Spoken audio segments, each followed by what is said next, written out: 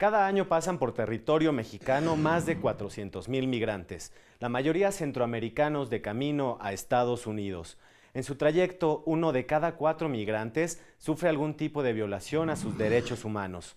Hoy platicaremos con una asesora jurídica federal especializada en atención a migrantes sobre la situación de vulnerabilidad en la que se encuentran estas personas.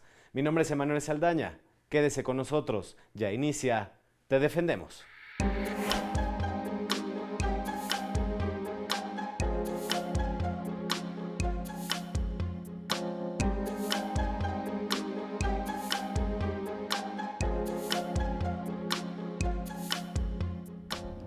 Hoy nos acompaña en el estudio la licenciada Janet Calderón Jiménez, asesora jurídica federal especializada en atención a migrantes.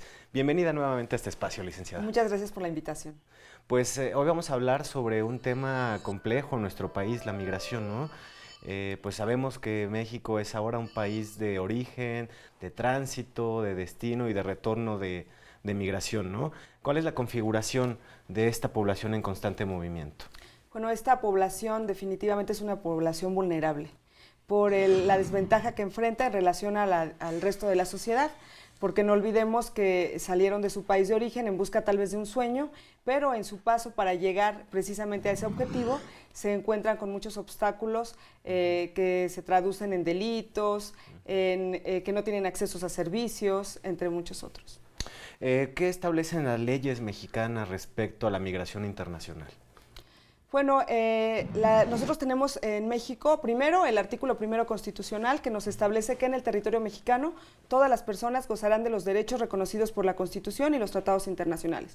Lo que quiere decir que los migrantes, simplemente por estar en territorio nacional, tienen derecho a acceder a todos estos derechos. Ese es por un lado, pero también contamos con la ley de migración y en esa ley de migración establece el artículo segundo muchos principios como es unidad familiar, no devolución, no discriminación, congruencia de lo que México quiere para sus connacionales, también dársela a los extranjeros migrantes en México, entre muchos otros aspectos. Como bien lo decía, pues es un grupo vulnerable, ¿no? Enfrentan Altamente. muchos retos y muchos obstáculos para llegar a su destino y violaciones de derechos humanos también, ¿no? ¿Cuáles son las más comunes? Pues los delitos a que se enfrentan, la extorsión, el secuestro, la violación, el homicidio, las lesiones, y tristemente muchas veces son de autoridades de los 3 niveles de gobierno, ¿no? Y también todos hemos escuchado de ese famoso tren La Bestia. Sí, así. Y en ese tren es muy común que ellos sean víctimas de delitos. Eso es lo principal. Y el otro, pues otro de lo que ellos enfrentan es que es una cultura que desconocen, a veces es una lengua que desconocen, a veces son gente que habla algún dialecto, no hablan el idioma español, y entonces cuesta mucho trabajo de que ellos puedan acceder a una vida de calidad. Ahora con las políticas migratorias tan duras de Estados Unidos, me imagino que es cada vez más difícil que esta población que se mueve por el territorio nacional pues llegue a Estados Unidos, ¿no? ¿Qué pasa cuando se quedan en las fronteras de México, en el norte? Así es, pues repito, son blanco de muchos delitos, sin embargo pueden acercarse a instituciones como estas, además hay muchas organizaciones no gubernamentales que también los apoyan y muchos, ahora por eso le llamamos ya es país de destino. Antes México solamente era país de tránsito para llegar a Estados Unidos y ahora son cada vez más los migrantes, sobre todo del Triángulo Norte de Sudamérica, que buscan quedarse en México. A veces ya vienen a quedarse o a veces en el paso deciden que México es un buen lugar para vivir, ¿no? Precisamente que esta población pues busca un mejor nivel de vida, ¿no? ¿Lo encuentran aquí en México? Pues a veces nos parece difícil entenderlo, pero yo por lo menos he escuchado de boca de ellos que sí lo logran, que sí son mejores pagados aquí y que sí le pueden dar un mejor nivel de vida a su familia. Y sobre todo cuando están saliendo por la delincuencia y todo, aunque aquí también hay, imagínense cómo está en otros países, ¿no? Y una vez que se quedan, por ejemplo, aquí en nuestro país, deciden quedarse, hacer una vida aquí, ¿cómo se regularizan? Bueno, hay muchas formas de regularizarse, pero sí necesitan encajar en un supuesto. Si no encajan en un supuesto, pues aunque quieran no se pueden quedar. Uno es por unidad familiar, por ejemplo, esas personas que vinieron, se casaron con un mexicano, pueden tener acceso a la regularización. Alguien que tiene un hijo mexicano también lo puede hacer, o alguien que tiene a un familiar que ya tiene una condición de estancia, por ejemplo, residente permanente en México, por ese principio de la unidad familiar puede traer también a sus familiares. Otro es, bueno, cuando los que salieron huyendo y buscan la condición de refugiado, también pueden tener ese acceso. Otros por razones laborales a través de una oferta de empleo, y otros son por cuestiones, por ejemplo, de estudios, cuando también tienen una invitación de alguna universidad o una institución para estudiar con ellos, también pueden tener acceso a una visa. Si alguien decide quedarse y no se regulariza, ¿está cometiendo algún delito? Eso es importante, no debemos criminalizar a los migrantes. No olvidemos que son personas que salieron en busca de un sueño la mayoría de las veces y no son precisamente criminales. Entonces hay que sensibilizarse cada vez más con eso, porque son personas como nosotros, así como nuestros mexicanos van a Estados Unidos en busca de un sueño, pues hay que considerar que ellos también lo hacen. Incluso cada vez más son, lo que se pide es que no se les criminalice, que no se les detenga, entre otros muchos aspectos. ¿Y el Estado mexicano lleva a cabo acciones para proteger y garantizar los derechos de esta población? Bueno, tenemos para empezar la ley de migración, que ahí establece muchos derechos. A veces es un poquito difícil lograr que se aplique, pero sí existen muchas formas. En nuestro caso, por ejemplo, que a través de la Suprema Corte de Justicia de la Nación y el Instituto Federal de Defensoría Pública se logró la apertura de estas plazas que son especializadas en atención a migrantes y que buscan precisamente apoyar a los migrantes en ese acceso a la justicia. ¿Este servicio especializado se brinda en todo el país? Claro que sí, contamos con asesores jurídicos federales en las ciudades más importantes del país y en las fronteras norte y sur, especialmente tenemos asesores en materia migratoria. Muy bien, pues bueno, es momento de hacer una pausa. Al regresar seguimos conversando sobre este complejo fenómeno de la migración. Claro que sí. Vamos al corte, es breve, no le cambie.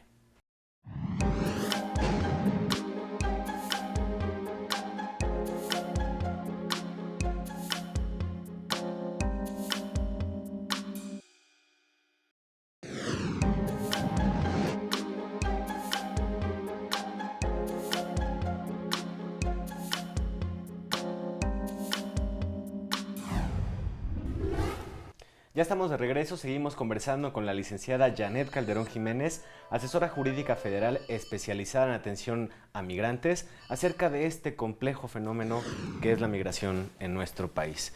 Y bueno, sabemos que existen protocolos de actuación para los impartidores de justicia en casos que involucren a personas migrantes. ¿En qué consisten? Así es, la Suprema Corte de Justicia de la Nación creó este protocolo que, si bien no es vinculante, es una herramienta y una guía que sirve para los juzgadores, en este caso que tengan asuntos que involucren a migrantes. Este protocolo en general abarca algunos principios. Uno, que es el principio de no devolución, por ejemplo, en el caso de solicitantes de refugio, la no criminalización de los migrantes, porque no hay que olvidar que son personas que, si bien no traen documentos, no están cometiendo un delito como tal, sería más bien una infracción administrativa.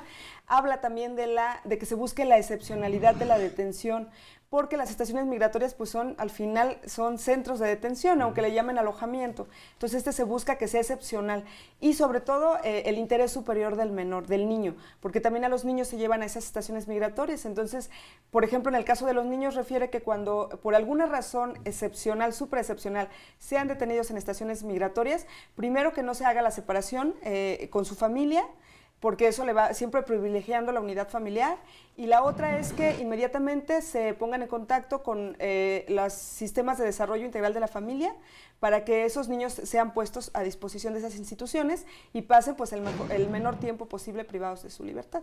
A grandes rasgos establece eso el protocolo: acceso a la justicia, debido proceso, y en general engloba muchos derechos. Y precisamente en estas estaciones migratorias, ¿cuánto tiempo pueden estar privados de la libertad las personas? Bueno, ese es un tema muy complejo. La Ley de Migración establece en su artículo 111 que dice que de las personas que son presentadas en las estaciones migratorias, su procedimiento será de 15 días hábiles. Sin embargo, establece unos supuestos donde ese alojamiento podrá ampliarse. Por ejemplo, cuando no se conozca con seguridad la identidad o el lugar del país de la persona a que pretenden deportar, y sobre todo en el caso, a mí me llama mucho la atención porque habla de que cuando se interponga un juicio de amparo, entonces el tiempo podrá ser indefinido hasta que se resuelva. Estamos hablando de un juicio de amparo donde se esté pidiendo que no se haya una suspensión para que la persona migrante no sea devuelta a su país de origen. Entonces, a mi gusto, pues excede por mucho las 36 horas que establece la Constitución respecto de las detenciones en materia administrativa. Y precisamente también para no criminalizar a estas personas que se encuentran pues en una situación vulnerable, ¿qué acciones positivas lleva el Estado mexicano a cabo para que no se les criminalice? Bueno, yo creo que cada vez más se está buscando y se está trabajando en esto, en todo lo que tiene que ver derechos humanos. Tengo conocimiento que se están capacitando a varias instituciones, por ejemplo, las del registro civil, a las que imparten pues la salud, la educación, para que sepan que no hay que criminalizar a estas personas. También tengo entendido recientemente a las personas que les dan visa por razones humanitarias no les estaban otorgando un CURP, que aunque les decían, con esa visa tienes derecho a trabajar, pero a la hora que les pedían el CURP para darlos de alta, por ejemplo, en la seguridad social, pues no contaban con y entonces sus trabajos son más bien informales. Ahora tengo entendido que ya se les va a otorgar, se les va a expedir esta CURP. Entonces, bueno, esas son parte de las acciones y, bueno, las plazas como las nuestras para que ellos tengan mayor acceso a la justicia. Y este servicio especializado que otorga el Instituto Federal de Defensoría Pública, ¿en qué consiste? ¿Cuánto tiempo se tiene ya trabajando en esta forma de atención especial? Bueno, primeramente hay que establecer que desde que la creación del instituto, los asesores jurídicos han sido competentes para llevar estos asuntos y los han conocido. Pero ya de manera especializada, a partir de noviembre de 2016, que se crearon estas plazas, de ahí en adelante es que en la frontera norte, la frontera sur y principalmente los estados por donde pasa el famoso tren mal llamado La Bestia, ¿verdad? Ahí es donde tenemos asesores jurídicos especializados y en la Ciudad de México aquí estoy para servirles. ¿Y este servicio en qué consiste, el servicio especializado? Ok, bueno, es que precisamente cuando nos llega un asunto de tipo migratorio o nos hablan de una persona que está en estación migratoria, nosotros podemos acudir a visitarlos para ver de qué manera podemos apoyarlo, para valorar sus documentos y ver si tenemos algún medio de impugnación que podamos promover. Por ejemplo, en el caso de la negativa de una regularización migratoria o una negativa por la solicitud de la condición de refugiado, o bien el acompañamiento en el trámite, por ejemplo, de cualquiera de esas dos situaciones. También una persona cuando está en peligro de ser deportada, pues para que no la deporten, o cuando no se le está respetando la unidad familiar, por ejemplo. Cuando está alguna persona en la estación migratoria, ¿se les hace de su conocimiento que tienen derecho a un servicio especializado de asesoría jurídica? Deberían hacerlo del conocimiento porque la ley de migración tiene un capítulo especial de las estaciones migratorias y dice, entre otros derechos, que les deben de informar que tienen derecho a la asistencia legal. Sin embargo, muchas veces las personas son deportadas y nunca se enteraron que podrían ser asistidas. ¿Y ustedes cómo se enteran cuando se requiere este servicio en una estación migratoria? Ok, muchas veces recibimos llamadas de la propia estación migratoria porque ellos tienen derechos a hacer, creo que, no sé si 2 o 3 llamadas en el día. A veces ellos nos hablan, a veces por un amigo, por un familiar. Hemos tenido ahorita mucha canalización por parte del Alto Comisionado de las Naciones Unidas para los Refugiados, que es el ACNUR, y en general, por cualquier persona que a nombre de ellos se comunique con nosotros o nos informe o acuden para decirnos que una persona está detenida en la estación migratoria. Nosotros vamos, hay algunos estados de la República donde las estaciones también se está haciendo difusión y bueno, en medios como estos también. Y bueno, ¿cuáles son los retos que tienen ustedes como asesores jurídicos especializados en el tema de migración y sobre todo ante la política tan dura de migración de Estados Unidos? Pues el reto más fuerte yo creo que es lograr que primero en México se respeten los derechos humanos en la medida que nosotros queremos que a nuestros mexicanos les respeten sus derechos humanos en otros países. Entonces es lograr a través de la sensibilización de todas las instituciones de que entiendan que una persona que está en México y que está irregular no es un criminal, sino es una persona como nosotros a la que también estamos obligados a respetarle sus derechos humanos. Y bueno, pues salimos a la calle en la sección Te Escuchamos y precisamente le preguntamos a la gente qué opina de la política migratoria de Estados Unidos. Muy interesante. Vamos a verlo y regresamos.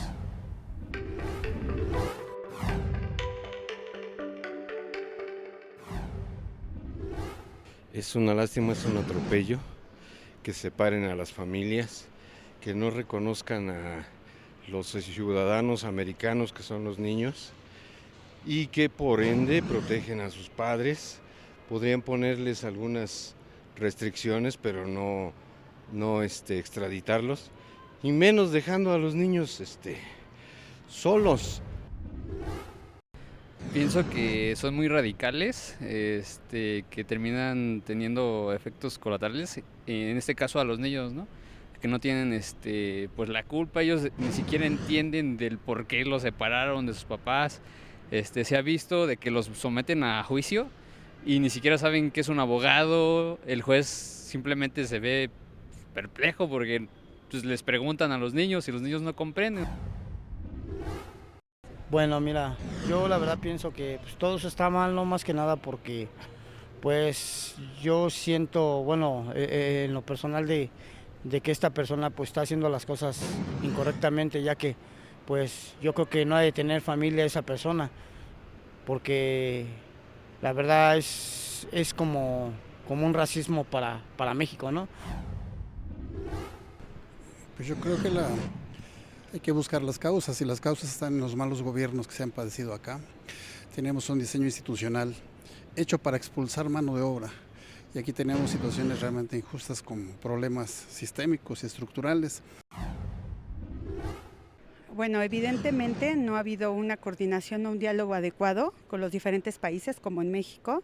México no ha tomado la postura real de prevenir y mejorar la situación, porque el que haya estas políticas migratorias quiere decir que la migración ha aumentado y no ha habido programas que ayuden a mejorar. Entonces, creo que no se ha atacado al origen. El origen está en el desempleo, en la educación, en la inseguridad, en la pobreza que existe en los diferentes países que tienen la necesidad de migrar.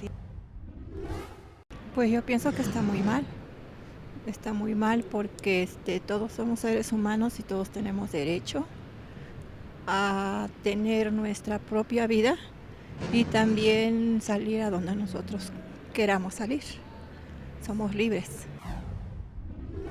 Pues son como muy crueles, ¿no? Contra la humanidad misma, porque pues finalmente pues somos humanos y creo que debería haber un apoyo de Estados Unidos, porque pues son gente que quiere salir adelante, no gente que va a robar, que va a hacer terrorismo, cosas así. Me parece que es una situación absolutamente inhumana, en la cual la palabra migración realmente no es el problema.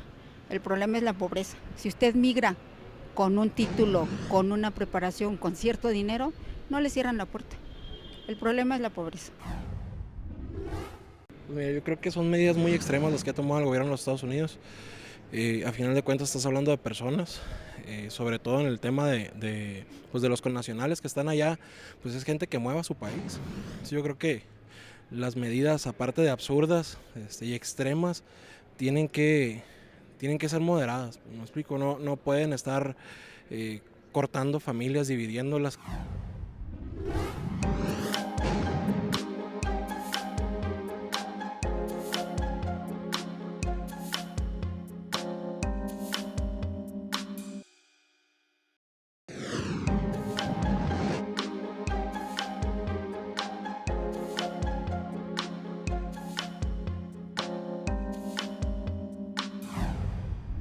Ya estamos de regreso, ya tenemos algunas llamadas del auditorio en la sección Te Respondemos. Vamos con la primera llamada, es de la señora Leonora Requena de la delegación Gustavo Amadero. Ella nos dice que se encuentra en México desde hace 2 años, que no se ha regularizado, que hace unas semanas dio a luz a una niña a la cual no ha registrado por miedo a ser detenida por su condición ilegal. Y ella desea saber qué puede hacer. Bueno, primero que de inmediato vaya y la registre, que no tenga miedo. La ley de migración establece en un precepto que ninguna autoridad, excepto la autoridad migratoria, podrá solicitarles que demuestren su condición de estancia. Entonces, todos aquellos migrantes que están en México y que temen registrar a sus hijos, les hacen más daño no registrándolos. Hay que registrarlos, no los deben de detener por esa situación, eso no les debe de preocupar. Y por otro lado, ella va a poder regularizarse una vez que ya tenga registrado a su hijo. Exacto, nos decía del principio de unidad familiar, ¿no? Entonces, esto le abre la puerta a la señora Leonora para que se pueda regularizar. Así es, claro, porque ya tiene el vínculo con una persona mexicana, entonces puede obtener e incluso la residencia permanente. Muy bien. Vamos con la siguiente llamada, es de la señora Cortés. Ella dice que es madre de 2 niños mexicanos, que se encuentra irregular, desea saber si puede regularizarse. Es parecido al caso anterior. Así es, esa respuesta pues ya la acabamos de decir. Ella puede acceder a nuestros servicios, nosotros podemos apoyarlo en ese trámite de regularización. Para ello necesitamos que nos presente el acta de nacimiento donde esté el entrocamiento de ella con las menores y podemos solicitar una visa de residente permanente. Y en este caso, ¿se les podría otorgar la nacionalidad por tener hijos mexicanos? Más adelante es probable, pero primero cumplen algún tiempo con la residencia permanente. Muy bien. Sí. Vamos con la siguiente llamada. Es del señor Norberto Pinto, de nacionalidad hondureña. Él nos dice que recién llegó a la Ciudad de México, que tiene un hijo menor de edad. Quiere saber si puede inscribirlo a la primaria, ya que pues desea que continúe estudiando. Eso es muy importante. Muchas de las personas que llegan y que están irregulares en el país tienen miedo de que sus hijos vayan a la escuela porque primero piensan que no se los van a recibir y después piensan que por ahí puedan tenerlos ubicados para que los puedan detener. No se deben de preocupar, la ley de migración establece lo que ya les decía, que ninguna autoridad, excepto la migratoria, puede solicitar la condición de estancia, por lo tanto pueden acudir tranquilamente a inscribirlos. Probablemente les van a pedir una CURP, si no la tienen, no es motivo para que les nieguen el derecho a la educación. Precisamente, pues sí, el derecho a la educación, pues ya nos platicaba que pues no importa su condición irregular, lo pueden recibir. Claro, ¿no? Y el de la educación, la salud y todos los derechos, como dice el artículo 1 constitucional, que en el territorio mexicano todas las personas gozarán de los derechos que establecen la Constitución y los tratados internacionales. Por lo tanto, pues las personas que estamos en algunas instituciones no tenemos que limitárselos. Ahí está la respuesta para el señor Norberto, pues que no duden en inscribir a sus hijos en la escuela. Perfecto, vamos con la siguiente llamada, es de la señora Norelis Ramos. Ella dice que solicitó regularización por unidad familiar, pero recientemente recibió la respuesta en donde le está negando su regularización. Ella desea qué puede hacer. Bueno, esa resolución se puede impugnar, habría que ver cuál es la razón o el motivo por el que le están negando la regularización por unidad familiar, pero no hay que olvidar que la unidad familiar es un principio básico y es un derecho que todos tenemos, entonces yo creo que hay mucho por hacer ahí, nada más hay que verificar la oportunidad de acuerdo a la resolución cuando le fue notificada para interponer el medio de defensa que corresponda. Se puede acudir con nosotros para que de manera gratuita le demos el servicio. ¿Hay plazos para esta regularización? Claro que sí, son 15 días. Bueno, para la regularización no hay plazo. Más bien para impugnar la resolución sí tenemos 15 días si queremos interponer recurso, 30 días hábiles si queremos interponer juicio contencioso administrativo. Vamos con una llamada más, es de el señor Carlos Luna. Él nos dice que le fue reconocida la condición de refugiado, por lo que solicitó la residencia permanente al Instituto Nacional de Migración, pero se la negaron porque le dicen que tiene una alerta migratoria. ¿Quiere saber a qué se refieren con esta alerta y qué puede hacer en ese caso? Bueno, primero hay que establecer que la alerta migratoria no es más que una coincidencia de datos en las listas de control migratorio. Esto es, seguramente por ahí salió algún dato, algún registro que él tenía y en una de las listas de control se llama CETRAN, me parece, de migración. En esos listados habrá salido una coincidencia con él, pero hay que también entender aquí que la autoridad migratoria debió en su resolución decirle de qué se trata la alerta, quién puso esa alerta, cuál es la temporalidad de la alerta, para que él tenga verdaderamente oportunidad de defenderse, porque si no conoce, pues no sabe de dónde viene, ¿no? Claro. Entonces, ahí lo conveniente es interponer un juicio contencioso administrativo ante el Tribunal Federal de Justicia Administrativa. De igual manera, tenemos 30 días hábiles, por lo que es muy importante la oportunidad de que vaya con un abogado o con nosotros de preferencia para que de manera gratuita lo ayudemos. Eso, pues invitamos al señor Carlos a que visite las instalaciones del Instituto Federal de Defensoría Pública para que lo puedan ayudar a realizar este trámite. Claro que sí. ¿No? Bueno, pues se nos termina el tiempo. Agradecemos a la licenciada Janet Calderón Jiménez, asesora jurídica federal especializada en atención a migrantes, por esta charla acerca de este complejo fenómeno. Muchísimas gracias por invitarnos y les reitero a toda la gente que nos escucha que el Instituto Federal de Defensoría Pública proporciona servicios gratuitos en materia de lo que hoy hablamos, migratoria. ¿Cuáles son los teléfonos a los que se puede comunicar la gente? Sí, es el 55 51 300 100. En caso de asuntos migratorios, mi extensión es la 1272. Y de todas maneras hay un conmutador y ahí lo pueden canalizar. Perfecto, pues ahí están los datos. Los invitamos a que si están en una situación parecida, se acerquen al instituto, es gratuito y es de calidad. Muchas gracias al equipo de producción que hace posible este programa. Gracias a usted por sintonizarnos. Lo esperamos la próxima semana. Quédese en la señal del Canal Judicial.